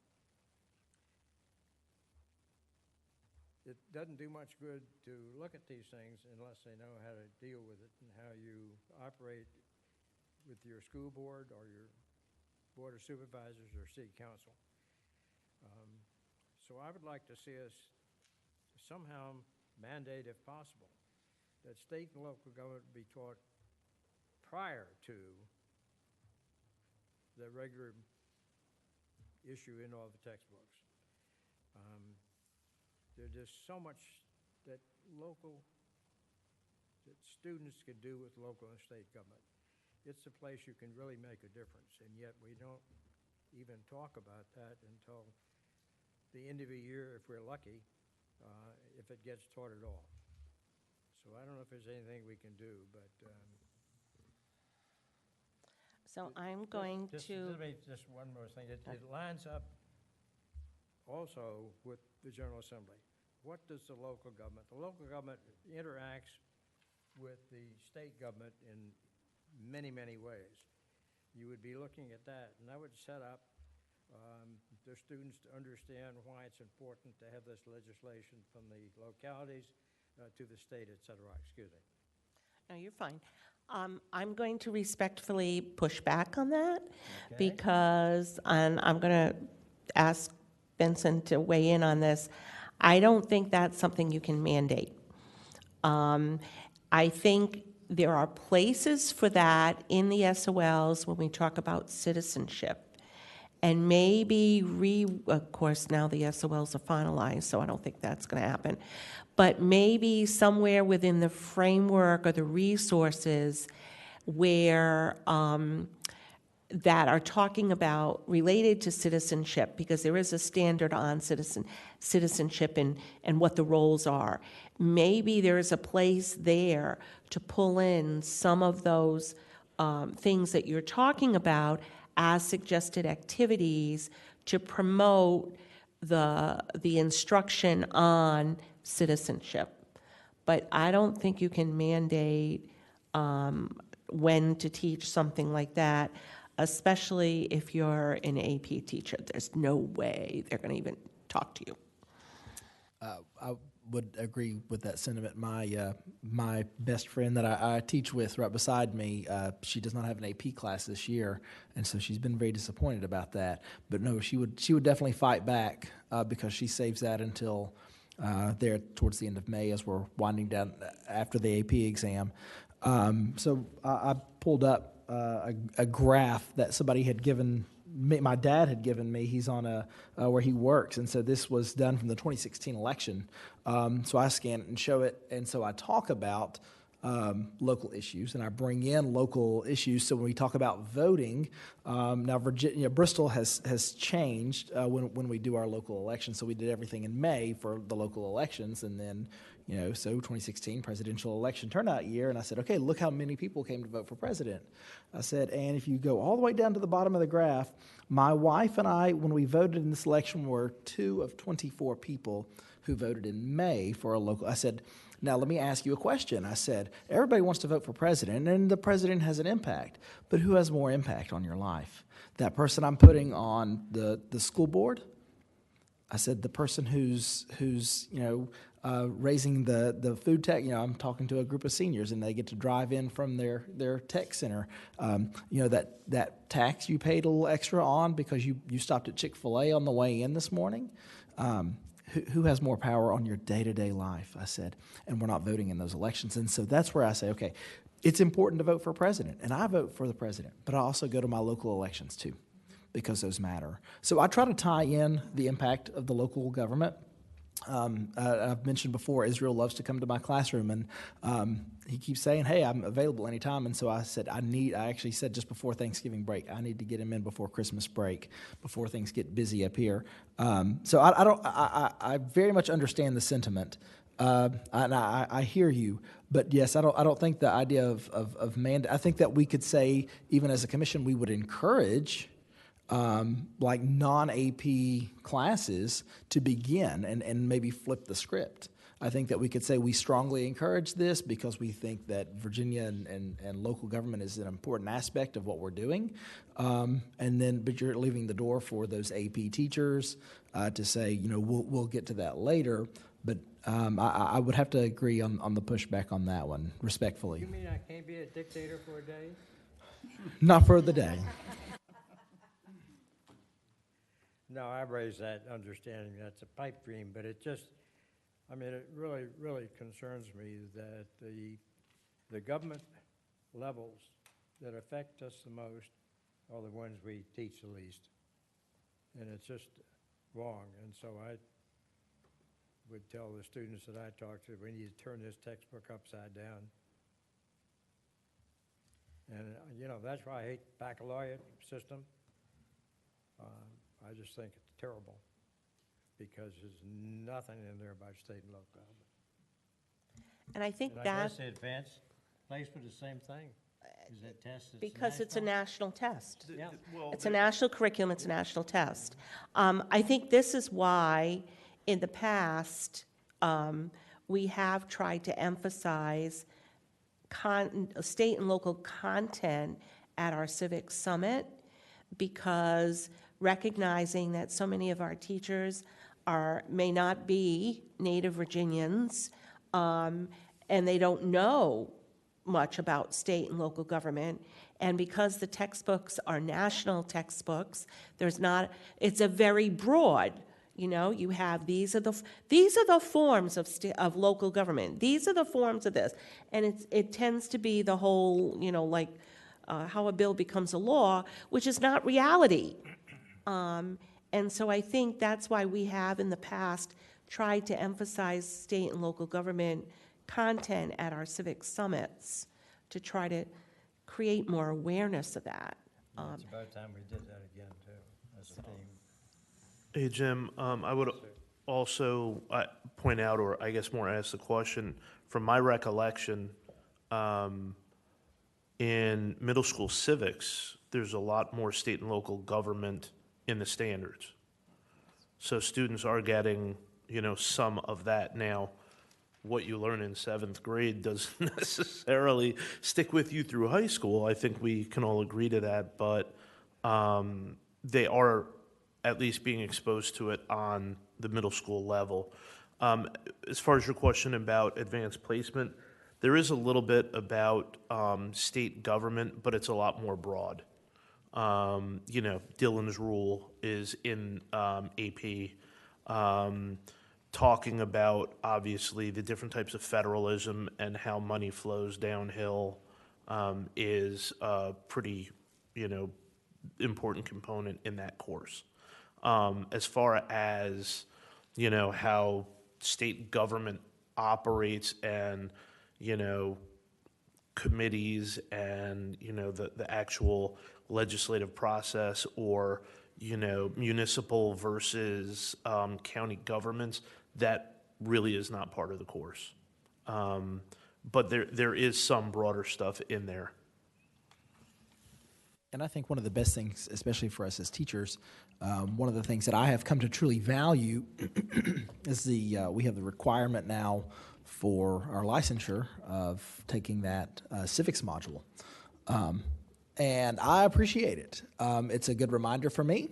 It's kind of one of those, oh man, I forgot to talk about that this year. And it's like, make a note and go back my next year and like incorporate that when I go through that. So, I think there's a good opportunity there for teachers to become acquainted with some of this and utilize the local state government material that's incorporated in that. Maybe again, kind of place an emphasis on that. Hey, don't just click through it because you're required to do this, because I would never do that. But I appreciate it, and I think it does do a lot of good, and it's a good reminder for us as teachers. So my question, I think you're on to something.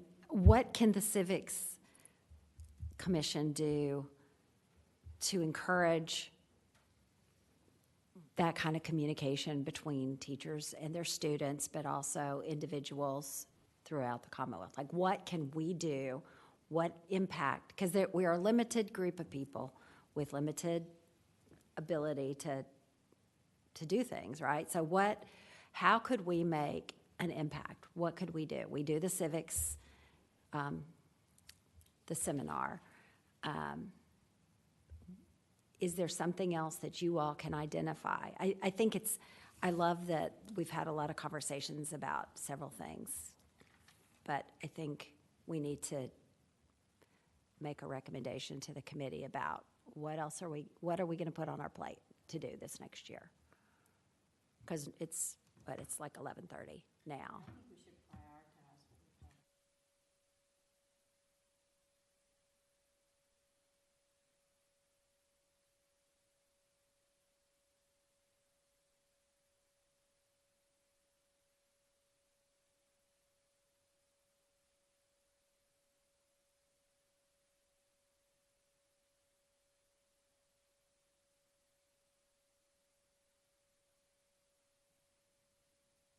Stay on course with.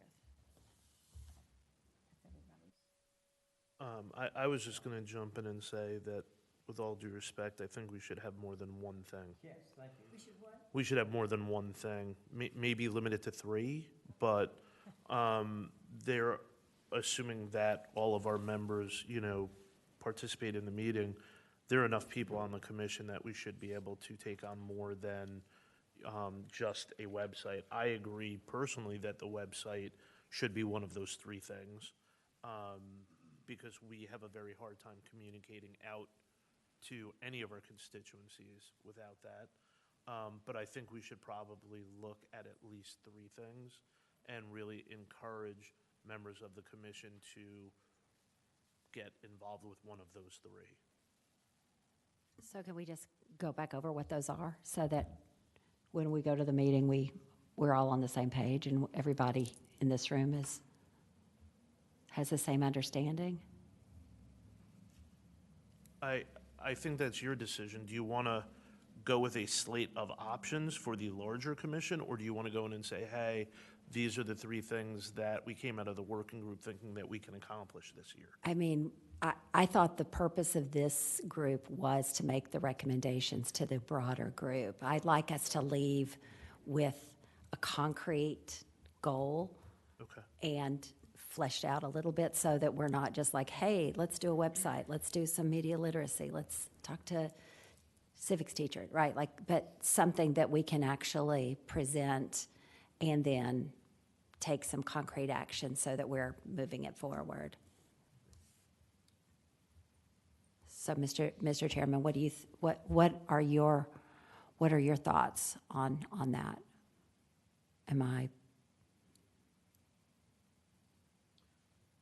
Yeah, I think you try to concentrate on at least 3, Because some of them are fairly simple to do. For instance, coalition building is one of the things we talked about early. And that's fairly simple. That's simply a list and having people call and see if they'd like to be part of our group and whether or not like to be part of, say, a seminar to set some direction for them. So I think that's pretty good.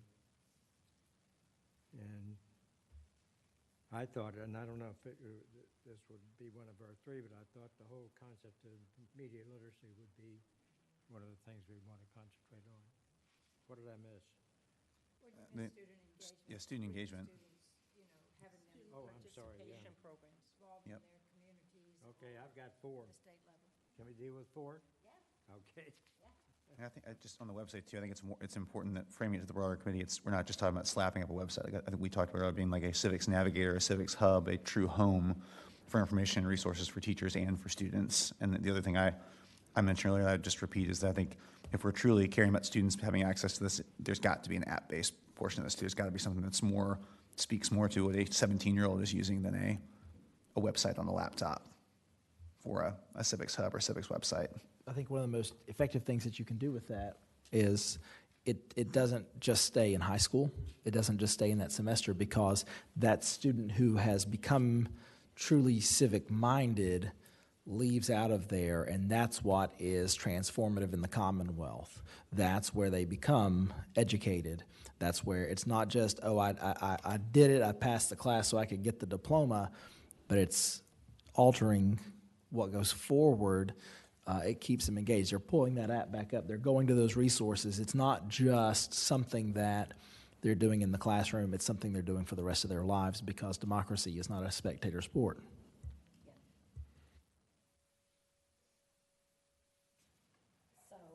I'm very excited by this.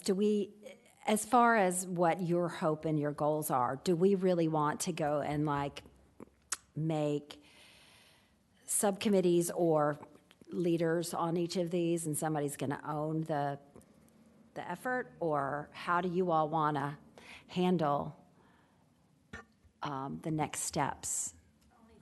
I think here is that there should be somebody who's coordinating the whole thing. Yeah. Because if you have just all these different committees and everybody's going this way, there needs to be somebody Yeah. who's watching. Yes, whole. I think so Thinking too. about it. I am a big fan of brainstorming, but then I think we need to have some then what are we doing? How are we going to implement this, and how are we going to execute our plans? And I know that over the past year we didn't, we didn't meet and we didn't get much done. So I'm eager to see us move forward. But Jim, is that something that you would want to be the captain for all of these actions, or? Oh, God. You probably need a pair, 2 or 3 people who are doing it, because there'll be times when one can't come, but if among those 3 people, somebody's attending all of the meetings, maybe just to listen. I would like to see us prioritize I had approximately 7 buckets that we talked about, and I would like to see us prioritize those 7 buckets to see what we can realistically accomplish this year. There's a lot of things on here. For example, the student participation programs I would love to see. However, that's dependent on funding, and that's going to require a lot of legwork.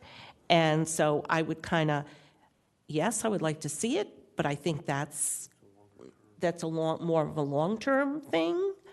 So I think if there's a way to prioritize, I think, personally, the website, the Civic Education Coalition, we've got to start thinking about this planning for the Civic Summit, and then it's what else do we want to do? Those are my 3.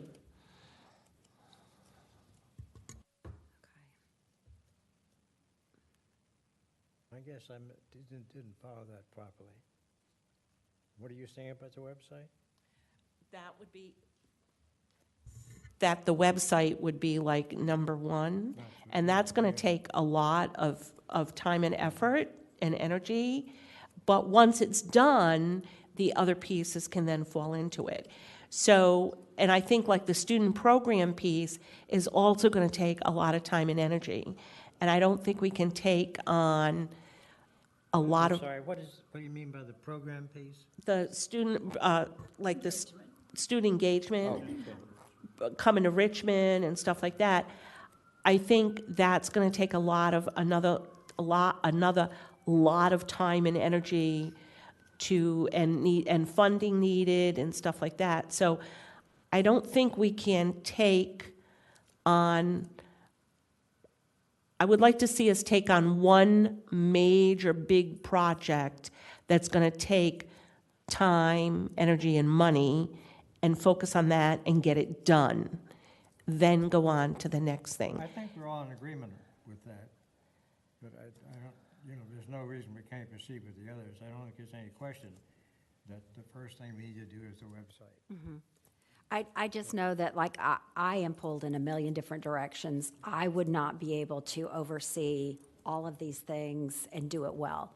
And I'm trying to be realistic about what we as a group can get on board with and then actually complete.